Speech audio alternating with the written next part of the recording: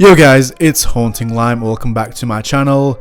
Thank you so much everyone who's recently subscribed to my channel. My last video did really well. I'm super happy with it, and for all the people that have already been subscribed to my channel, thank you so much. And on that note, I'm going to bring something really special. So Shadow Skarmory has been available for a while. This is the best one I've got. Pretty shit, I know, but it's not too bad in terms of IVs ranking. It's about 400 and something. So let's answer the big old question: is Shadow Skarmory actually worth powering up? So I'm going to compare a regular Skarmory versus a Shadow Skarmory, and I'm using it on my wife's account with the Stunfisk. I know it's just an egg hatched Stunfisk, so you're going to see exactly them side to side, see which one does more damage. So I'm going to go straight for the Brave Bird nuke, because the biggest counter you face as a Skarmory is actually a G-Fisk, well, Bastiodon, but G-Fisk is more common. And you know, as you can see, it tanks the first Rock Slide pretty well, but you're going to see this Brave Bird now, see how much damage it actually does.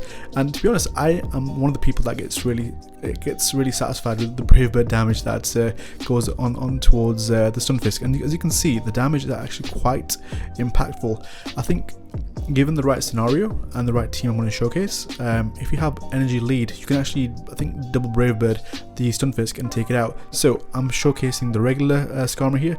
So even though you can tank 2 Rock Slides on a regular Skarmory, you still can't get to a Sky Attack with your Skarmory, so you just get taken out. But as you can measure the health differences, it's pretty much the same. So why not go for the harder hitting Skarmory, which also generates shields from your opponents, because a Shadow Skarmory's Sky Attack will actually hurt more than a regular one, and Skarmory already hits pretty hard.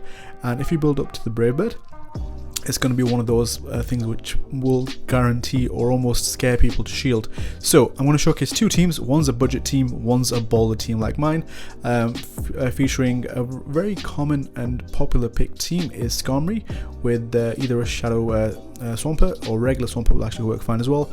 I don't have one, so I'm going to use my Shadow Swampert, but also Whiscash is a very common Pokemon used. This is a very budget team, so regular Skarmory, regular Swampert, and regular Whiscash. There's no Shadow form for that anyway. So onto the first battles. I'm going to showcase my Shadow team first. This is the baller team versus the budget team, and you're going to see this Shadow Skarmory doing what it does best, pretty much Brave Birding a lot of things. So Shadow Skarmory hits really hard.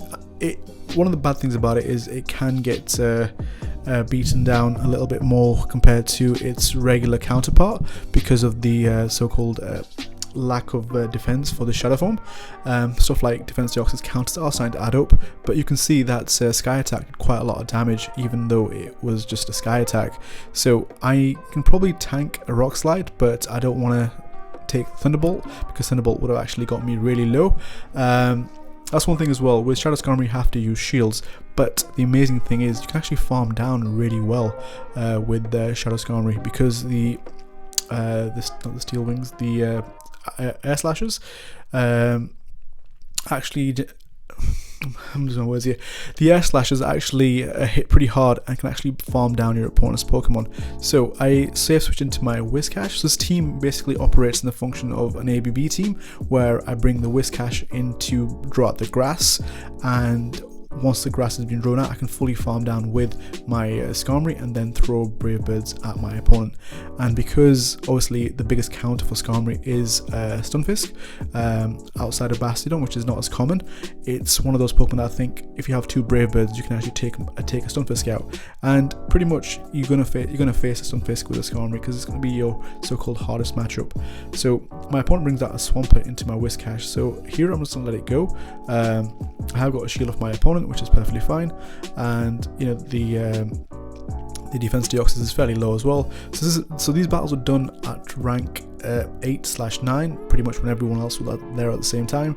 So I kind of do a misplay here. So this is a game where I should have done a bit better, but I think for some reason I over-tapped in terms of energy and came out with the wrong Pokemon. So I had to actually shield there, and also my opponent gets the perfect switch in on my charge move, which basically leaves me at a place where I can't even bring this game back.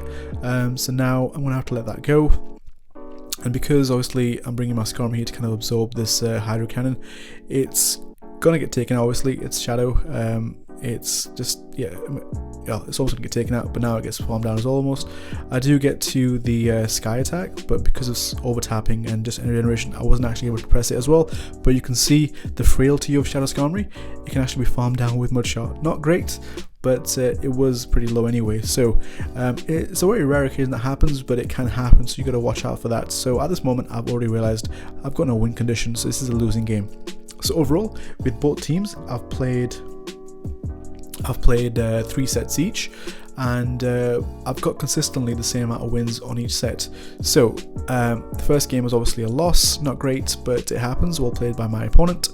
And on to the next game. So you're going to see a wide variety of trainers, but pretty much most of them using metal lines, so not a great lead again. Into the Melmetal, but I'm going to try and basically catch on my Whiscash, and I wasn't able to, but I knew my opponent most likely throw a Superpower and Bail anyway, so I'm going to let it go through. Whiscash is quite tanky, it can take quite a big beating unless it's Grass type, and because of that I was able to generate some extra energy. My opponent comes out with Defense Deoxys, which is pretty much everywhere. Defense Deoxys is just the bane of my existence.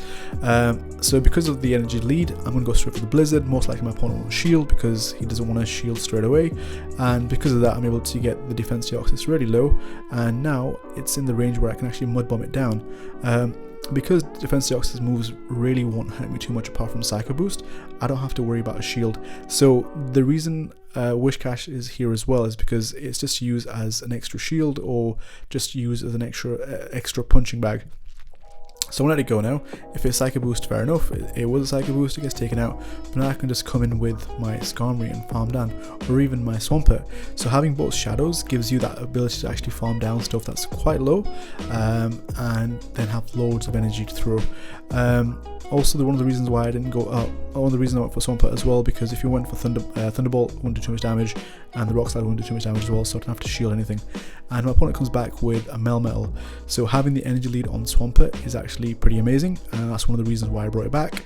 And now my opponent does throw a move, and I was kind of scared of the superpower, so I did shield this, but this allows me to get double Hydro Cannons ready, and the first one, if it goes unshielded, will take it out, I believe. And my opponent decides to not shield, which is great on my part. So my opponent still has 2 shields, a very low Defense Deoxys, and he actually has a Gengar in the back. So in this case I'm bringing back my Skarmory because I know I can take the Shadow Punches a lot better than my Shadow Swampert can, and obviously the Air Slashes are going to actually chip away quite heavily on the Gengar. And as you can see, the shadow damage on Gengar, I mean Gengar's pretty frail anyway, is doing quite a lot. But yeah, I'm going to take this Shadow Punch quite comfortably, even if it was a Sludge Bomb, nothing to worry about. And you can see it's still doing so much, and I wasn't able to get to, well, this next Air Slash would have got me to the Sky attack, but I'm going to decide to let it go because Gengar's in that range now where it is pretty much out of energy. Still has 2 shields, but I can actually farm it down with my Swampert. But I'm just going to throw the Hydro Cannon to kind of bait the last shield. If he takes it, fair enough. If he doesn't, I've still got a shield myself to use, and I actually get the final shield. And now I'm in that range where I'm just thinking, okay, you know what, I'm just going to throw this because Defense Deoxys is pretty low. I can just farm it down, and I don't want to eat a Shadow Punch or 2 or take extra damage from this Gengar, and obviously I don't want Defense Deoxys kind of just counter me down from there as well. So a great win there, well played to my opponent, and just showcasing how good Shadow Swampert and Shadow Skarmory can be at beating down opponents with just fast moves. So on to the next game. So I will be featuring 2 sets. First set is obviously Shadow Skarmory set, and second is going to be a regular Skarmory set. So you can see, again, a pretty decent lead, but this is a very sketchy matchup with the Shadow Bounce now. But because my own Skarmory is Shadow as well, you can see how well the Air Slashes are actually doing to my opponent, which, you know, normally it's quite difficult, this matchup, because you can just about I think take 2 Weather Balls, but obviously Shadow Skarmory can't take 2 Weather Balls.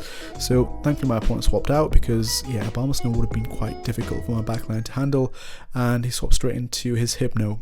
So like I said before, just if you get the energy lead, you can actually just go straight for the Blizzard, and thankfully my opponent didn't let it go, which is brilliant, because now that well, I knew he's not going to shield because he's already used 1 shield before, and because of that I'm able to get my Whiscash his Blizzard through and also get this Mud Bomb through as well. And if my opponent doesn't shield, which is fine, I knew my opponent will most likely get to will bring back the Abomasnow, Snow, so I don't want to leave my Whiscash with too much health to farm. But my opponent actually comes back with a Politoed, which is quite a spicy little pick, but he still takes a Mud Bomb, which does quite a bit of damage actually. I was surprised. So now I just come in with my Skarmory to kind of soak up this damage, but I realized I need to have something to match up with the Abomasnow. So my opponent actually tries to switch out straight away into his Abomasnow to kind of do as much damage as possible. So because I recognize the Abomasnow is pretty low and it's shadow, I knew I could farm down with my Swampert. So that was the win condition for me. My opponent has a shield still, but yeah, you know, a Politoed isn't going to appreciate these double Hydro Cannons, even though he's got a shield. And obviously my Swampert, my Skarmory is still alive in the back as well. So my opponent actually has to get to 2 Weather Balls to take me out, because 1 won't be enough. And well, if he was farming all the way to Earthquake, which obviously 1 will be enough, but yeah, it was kind of going to force him to throw all his energy, and now I just come in with a loaded Sky Attack on the Skarmory to take the win. So Shadow Skarmory is actually proving to be really consistent in the team that I'm playing him with, and he's put in some good work. Obviously, you got to learn his weaknesses, how frail he actually is, and how good he is. So off to one of the worst leads possible into a Stunfisk, but here I'm trying to catch the Rock Slide onto my Whiscash. I know I was a bit late on the switch, but I'm still able to catch it, which is perfectly fine with me. My opponent for some reason is staying in, so he builds out into his what's it called, Cresselia. So here I'm thinking, okay, he's gonna have a Grass Knot. That's why I brought in, thought about it, and he actually shields my Blizzard. A lot of people actually haven't shielded my Blizzard yet, so this was the first one. Excuse me guys, my voice probably sounds a bit mellow today just because I've just not been feeling too well, and I thought I need to get this video out because it's been a few days, and yeah, and because of the energy lead, I'm able to get to a second Blizzard, and the second Blizzard actually does get the Cresselia into the yellow, and because my opponent was still spending so much time generating energy, I thought best case scenario is try to catch a Grass Knot on my Skarmory, and my opponent is staying in for some reason. It must have been because obviously the late switch in, so I'm able to get the Sky Attack and actually get his final shield. But my opponent actually comes back in with a little Marowak. To my surprise, and I'm like, okay, fine, fair enough, that's fine. He should have really come in with the Stunfisk, because that would have been more problematic, but I think both his backline is pretty weak to my Whiscash, so he wants to just bring in whatever, and as you can see, one Brave Bird took it out. Here I'm just going to let it go, because it's no point keeping my Skarmory alive now. My opponent has quite a lot of energy, and I've got a Shadow Swampert in the back, waiting to just take it out. So this is one of those games where my opponent doesn't really have a chance of winning. Thankfully, you know, I brought Whiscash in just to absorb some extra energy, and if my opponent also still wants to not throw the Earthquake, I've still got quite a lot of health left on the Whiscash. So my opponent's mistake was probably just staying in and farming down with the Cresselia as much as possible. Now he does come back in with the Cresselia, which is totally fine, because this Mud Bomb will take it out if it decides to not shield, or almost take it out, so not shield. And my opponent is charging up and deciding to throw here, which is perfect because I want this Cresselia to be in the range where I can actually Mud Shot it down, and it actually has so much energy where it has 2 back-to-back Grass Knots, so thankfully the shield will come in really clutch, and now I'm able to farm it down, and even if my opponent has an Earthquake ready, it wouldn't be able to take me out from that range, but Hydro Cannon is going to basically secure the game. So well played to my opponent. A pretty interesting game, and seeing the Alolan Marowak was a little bit of a surprise. Should have seen the Galarian Stunfisk come back in, but hey ho, it is what it is. On to the last game against another Stunfisk. This is one of those matches I'm talking about. So having Shadow Skarmory is pretty clutch, because Double Rare Bird can do quite a lot, and here I'm trying to catch the Rock Slide onto my Whiscash, but for some reason, you know, the game has a delayed timer where it actually swapped in right after, you know, getting hit by the Rock Slide, which isn't great, but my opponent stayed in just long enough for me to actually generate some energy on my Whiscash to throw on his Stunfisk, and I got a shield, so now I'm like, you know what, I'll just take this, but I'm able to actually survive the Leaf Blade from the Tropius. So this Mud Bomb didn't do any damage at all, and I was like, I should have just gone for the Blizzard. I wouldn't have made it anyway. So here I can't fully farm this down because I'm already at a disadvantage, so I'm going to just throw the sky attack and just farm down the rest, because I knew a sky attack from that range wouldn't take it out, and I didn't want to have such a big place to farm down from.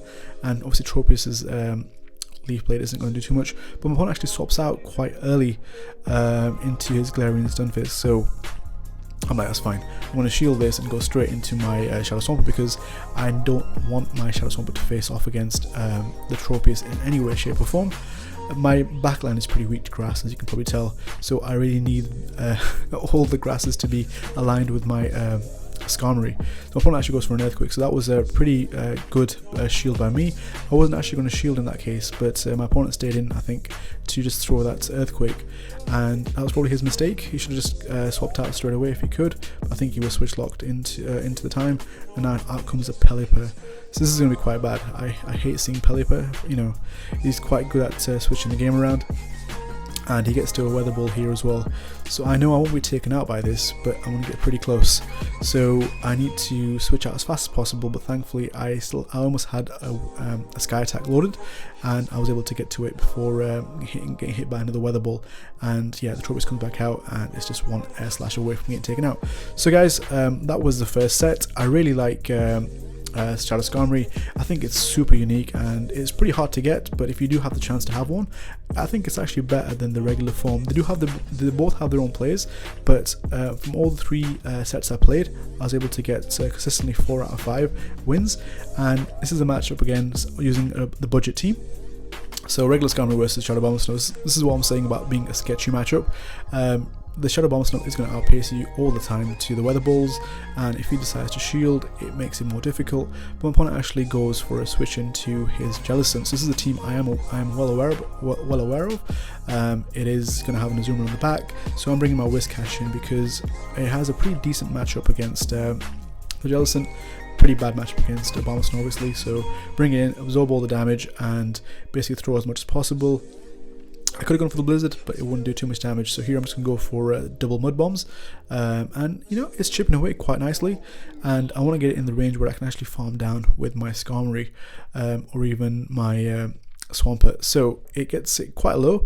I'm not going to shield because, like I said, Whiscash is used just as a grass baiter, or it pretty much just absorbs all the damage, all the energy from my opponent, and now I can come in with my Skarmory and actually farm it down, knowing my opponent wouldn't be able to get to a charge move. And because I'm already so ahead in energy, I'm able to get to this Brave Bird, and if my opponent doesn't shield, which he should, is going to do so much damage, and he shields, which is fair enough. And I was a bit late to swap there, but I get both my opponent's shields. So I think my opponent was really close to a charge move like he was here. He decided to throw it, but because of that, I'm able to get quite a lot of energy, and I need to have enough loaded where I can actually throw it on the Bombsnow and also have enough ready to throw on the Azumarill when it comes back in. And my opponent's still staying in, so I'm going to have to go straight for the Sludge Wave here. I could have just charged up a bit more, but I think I was very close to 100 energy, so I carried on, and so now it's just a race to the Sludge Wave. Thankfully, I'm able to get to it. I think if my opponent had thrown a Weather Ball, it would have been able to take me out. I wasn't sure, it was pretty close, so pretty close win there, but the team was actually able to perform in the end, and did quite well. So the team itself, you know, this is a really budget team, you know, used by many people before. It's consistent, it's highly stable, you know, it's very balanced as well. Even though it's got double water in the back, you don't see much of Bastiodon double grass as much as you used to. Still the start of the season, so people are still experimenting and learning new playstyles. But yeah, I was counting the bubbles there, and thankfully I was able to successfully shield the Hydro Pump, which would have done quite a lot of damage. So now it's just a matter of just doing as much damage as possible. I am one shield down, excuse me. So here I'm thinking my opponent most likely will shield, think it's going to be a Brave Bird, and he does, perfect. And now I can just switch and catch this Hydro Pump on my Whiscash. So it does help by counting the bubbles, 7 bubbles to a Hydro Pump, and my opponent actually comes out with a Sableye, which again is a really good pivot Pokemon. It's a great safe switch, and it can definitely turn games around. So I'll experience a bit of lag here, so I'm like thinking this is not great. My opponent could have farmed me down. I'm not even sure how much energy he has now, so the foul play will take me out.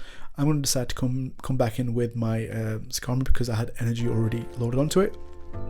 And obviously I want to be able to threaten the shields, and I get my opponent's second shield, which is great because now I can either shield and or not shield and well, I'm going to shield and try to farm it down. But obviously what's it called, Little Miss Sableye, or Little Sableye, is quite strong, and my opponent actually does a really good catch on his Azumarill, so I decided to undercharge here instead and fully commit to the farm down, which I was actually able to. So again, Shadow Swampert, farming down stuff that isn't really farmable, but it was great because I knew that my Azumarill was pretty much dry on energy.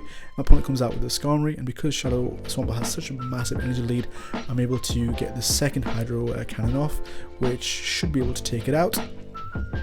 And one mud shot away, so it was pretty close, but my opponent now basically is in the range where this next Hydro Cannon can actually take it out as well. So Shadow Swampert is putting in extra time for his team, and it is one of, it is an amazing Pokemon. It does so much damage.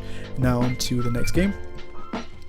So up against a pretty good lead. Ninetales is pretty weak against Skarmory because of the steel typing, but it is a charm low Ninetales, so I do misplay here sadly. Misplays can always cost you the game, and you can take the Weather Ball quite comfortably, and for some reason I was thinking this Sky Attack will probably get shielded, so I built up to 2, thinking that he might shield, thinking it's a Brave Bird bait, but he doesn't take it. And here I do throw an Air Slash, and I'm thinking he might actually be able to charm me down or get me really low where I can't really throw energy, so I do throw preemptively the Sky Attack, and that actually allows this Sableye to farm me down. Had I not done that, and most likely I won the lead, I would have been ahead on energy and would have most likely threatened a shield with a Sky Attack or a Brave Bird on the Sableye.